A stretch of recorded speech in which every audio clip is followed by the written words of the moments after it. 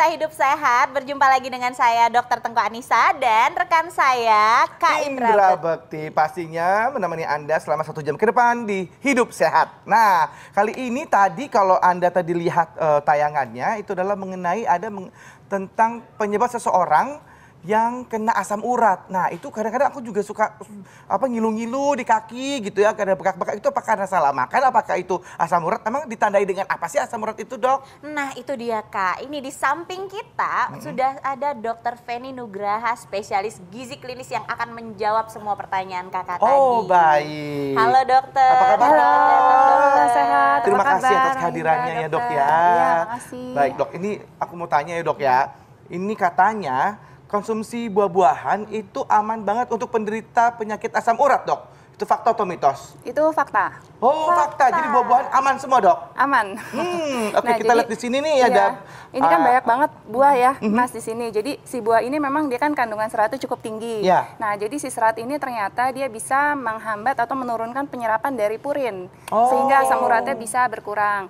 Nah, mungkin kalau di sini pemirsa yang belum tahu apa itu purin. Ya. Jadi si purin ini dia merupakan suatu zat di mana bahan makanan sumbernya adalah dari protein. Ya. Gitu. Nah, si asam urat ini adalah metabolisme akhir dari purin gitu. Jadi kalau makan buah seratnya tinggi, purinnya diturunkan penyerapannya sehingga asam urat akan berkurang gitu. Jadi kalau berlebihan purinnya itu akan menyebabkan asam urat itu. Benar. Jadi sakitnya di mana sih, Dok, sebenarnya kalau sakitnya biasanya itu kalau asam urat tinggi lebih di persendian. Gitu. Entah di kaki atau daerah-daerah persendian sama sini. Tuh di persendian gitu, Iya. Dok, suka kaki nih biasanya gitu. Nah, berarti Mas Indra terlalu banyak makanan yang tinggi akan purin. Oh, baik. Nah, itu harus diperhatikan banget nih ya. Nah, ini ngomong-ngomong soal purin yang kita bahas tadi nih, Dok. Ini banyak juga fakta mitos yang beredar di masyarakat. Katanya penderita asam urat tidak dianjurkan konsumsi sayuran berwarna hijau. Ini fakta atau mitos? Nah, itu mitos, Dok. Mitos ya, Dok, iya. ya. Karena memang banyak banget nih masyarakat yang berpikir seperti itu. Itu kenapa, Dok? Jadi sebenarnya sayuran hijau tetap diperbolehkan pada penderita asam urat, tetapi memang konsumsinya tidak boleh berlebihan. Gitu. Karena kenapa? Karena sayuran hijau ini mengandung purin di dalamnya. Contohnya tuh seperti kembang kol, kemudian bayam, asparagus, kangkung, benar, Mas. Nah, jadi sebenarnya boleh dikombinasi dengan sayuran yang warnanya tidak hijau dan banyak banget. Warna apa? Ini seperti yang di depan kita. Contohnya warna oranye seperti wortel, kemudian warna ungu seperti terong, ya, atau mungkin bayam merah seperti ini, atau warna putih seperti sawi atau toge atau lobak. Nah, Gitu. cara masaknya dan berapa banyak, Dok, sayur-sayuran hijau ini, Dok? Nah, jadi sebenarnya kalau misalnya penderita asam urat tinggi dan memang tinggi sekali asam uratnya, mungkin jika asam uratnya lebih dari 8, memang sayuran hijau itu dibatasi kurang lebih 100 gram per hari atau setara dengan 1 mangkok kecil per kali makan. Gitu. Jadi sisanya lebih baik pilih sayuran yang warnanya tidak hijau gitu. Ya, pilihlah sayuran yang tidak hijau ya. Ya, Nah, benar. itu kan kita suka makan makanan yang enak tuh, daging-daging gitu ya, Dok ya. Tapi itu kan katanya tinggi protein. Nah, ini fakta dan mitos yang beredar nih, Dok. Banyak konsumsi protein menyebabkan asam urat meningkat. Fakta atau mitos tuh, Dok? Itu fakta. Oh, Tapi jadi daging-dagingan nanti malah benar. bisa Nah, nambah. jika konsumsi dagingnya memang terlalu berlebihan, terutama adalah daging merah dan jeroan. Oh, Mas, daging gitu. merah jeroan tuh. Iya. Tuh, Aduh, ke enak diri banget sendiri itu gitu ya. jeroan. Nah, jadi hati-hati karena si protein hewani terutama daging merah dan jeroan itu tinggi akan purin. Nah, seperti kita tahu purin ini kan produk akhirnya metabolismenya adalah asam urat. Terutama bagi individu yang memang metabolisme dari asam uratnya rendah atau pelan, itu harus hati-hati karena beresiko untuk asam uratnya meningkat. Jadi daging-daging seperti itu ya, Dok ya? Iya, benar. Gitu. Ini kayak gini nih. Kalau ayam, Dok? Kalau ayam, memang kalau seperti ayam, memang tetap boleh, tetapi mungkin dibatasi Dibatasi juga. konsumsinya gitu. Dan rekomendasinya memang sesuai dengan berat badan, tinggi badan, dan usia masing-masing, karena pasti akan berbeda. Makanya kalau penderita asam urat, memang lebih baik berkonsultasi dulu terlebih dahulu gitu, biar bisa diperhitungkan berapa kebutuhan proteinnya per harinya. Kalau ikan, Dok? Kalau ikan mungkin lebih aman. Ya, jadi yang aman untuk protein mungkin seperti telur, itu aman, terutama putih telur. Kemudian seperti ikan lebih aman, dan juga seperti susu juga boleh, tetapi pilihnya susu yang rendah lemak. Oh, susu rendah lemak ya? Oke. Ya. Nah, ini ada juga terkait dengan bawang putih. Nah, katanya bagus untuk membantu mengatasi asam urat. Tapi tunggu, Dok, jangan dijawab dulu. Nah, kita akan kembali sesaat lagi, tetap di Hidup Sehat. Ya, pemirsa, itu tadi adalah makanan-makanan yang mengandung purin tinggi yang bisa memicu asam urat, Dok. Ini kita balik ke fakta mitos tadi nih yang belum terjawab. Katanya asam urat bisa diatasi dengan bawang putih. Nah, ini fakta atau mitos, Dok? Nah, itu fakta kalau membantu ya, Dok. Jadi bukan mengobati gitu. Bukan mengobati ya? Benar. Tapi membantu. Jadi bukan berarti kalau seseorang ada gejala asam urat nih, nyeri persendiannya, bengkak gitu, terus waktu makan bawang langsung sembuh gitu, enggak. Nah, tapi memang ketika seseorang mengalami peradangan pada sendinya karena asam urat, karena kan ada penumpukan dari kristal asam urat. Nah, si bawang ini dia tuh sifatnya antiinflamasi. Jadi bisa membantu menurunkan peradangan yang terjadi. Dan juga dia sifatnya antioksidan gitu. Akan membantu iya, tetapi memang kalau sudah ada gejala, yaitu tandanya asam uratnya tinggi, memang harus konsultasi ke dokter dulu supaya bisa diberikan obat yang membantu dengan segera untuk menurunkan kadar asam uratnya. Kalau habis makan enak-enak terus kita makan bawang putih gitu, Dok. Boleh. Itu bisa mengatasi ya, Dok ya? Ya, paling benar. tidak gitu ya. Ya. Tuh, jadi kita siapin bawang putih kemana-mana ya.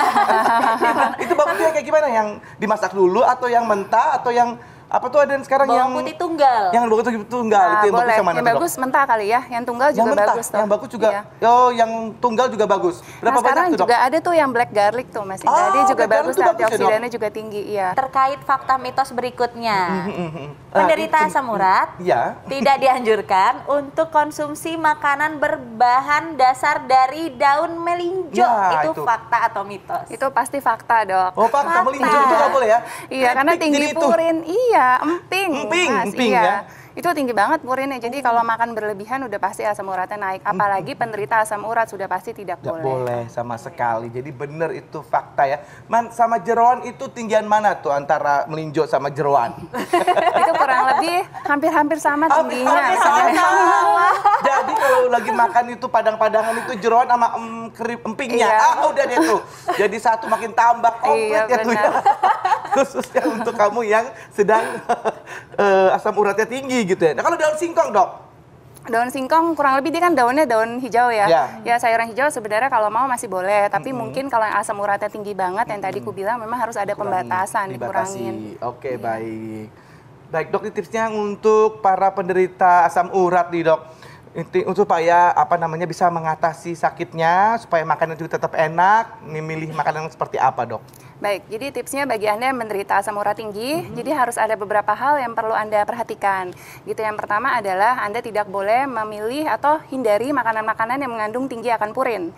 Contohnya yang tadi kita bahas seperti jeroan, kemudian daging merah, dan juga satu lagi adalah minuman manis yang mengandung fruktosa, seperti sirup. Kenapa? Karena makanan tinggi fruktosa atau minuman tinggi fruktosa ini bisa meningkatkan kadar asam urat Anda. Kemudian yang kedua, Anda harus melakukan diet rendah purin. Diet Jadi rendah Anda purin. harus memilih makanan-makanan yang rendah purin apa saja. Untuk karbohidrat mungkin Anda bisa pilih seperti nasi, kemudian kentang, roti, kemudian jagung atau ubi. Lalu untuk pemilihan proteinnya pilih yang rendah lemak. Jadi contohnya seperti telur putihnya atau susu rendah lemak. Kemudian Anda tidak boleh konsumsi makanan yang mengandung tinggi lemak. Contohnya seperti makanan yang digoreng dan makanan bersantan. Kenapa? Karena ternyata makanan tinggi lemak dapat menghambat pengeluaran dari asam urat. Dan juga harus cukupi kebutuhan serat. Serat ini bisa didapatkan dari sayur-sayuran dan buah-buahan. Lalu bagi Anda yang mengalami obesitas, Anda harus menurunkan berat badan Anda. Langsung ya. Langsung Cinta. ya? Langsung begini kan? Langsung ya? Kenapa? Karena si Caranya obesitas turun dengan olahraga gitu loh? iya, dengan atur makan dan olahraga. Karena obesitas ini merupakan salah satu faktor resiko asam urat tinggi. Tetapi ada tetapinya, penurunannya harus bertahap, tidak boleh boleh drastis. drastis. Karena penurunan yang terlalu drastis ternyata malah dapat meningkatkan kadar asam urat. Oh gitu. Mas Indra. Sama perbanyak konsumsi air putih. Oh ya, Ya, siap. cairan harus 2-3 liter. Kenapa? Karena ketika cairannya cukup, aliran ke ginjal lancar sehingga pembuangan asam uratnya juga akan lebih baik. Oh, Oke, gitu. dari tadi tuh nunjuknya ke arah kabekti terus. Iya, benar. Penyakitan ya, Dok. Tapi nggak apa-apa. Memang saya ini dijadikan objek penderita, Dok. Jadi contoh yang baik dan tidak baiknya gitu, Dok. Nggak apa-apa, Dok. Ini Memang refleks loh, Mas Indra. Kenapa, Dok? Refleks nengoknya ke kanan. Iya ya, Dok. Mungkin karena aku cakep juga kali ya. Mungkin. Baik, terima kasih, Dok. Penny. Iya, sama-sama. Dan terima kasih saya Dok. juga sudah dijadikan objek yang bagusnya gitu ya, Dok ya. Bangga sekali loh saya. Dan juga ini semoga informasi tadi dan program Hidup Sehat menjadi contoh yang baik untuk Anda pemirsa Hidup Sehat dimanapun Anda berada. Ya, benar sekali. Dan sudah tidak terasa nih Kak Bekti, 1 jam sudah kita menemani pemirsa di rumah. Sudah saatnya kita untuk pamit undur diri. Jangan lupa saksikan Hidup Sehat setiap hari Senin sampai Jumat jam 1 sampai jam 2 siang hanya di TV One. Saya Indra Bekti. Saya Dr. Tengku Anissa. Indonesia Hidup Sehat. Bye-bye.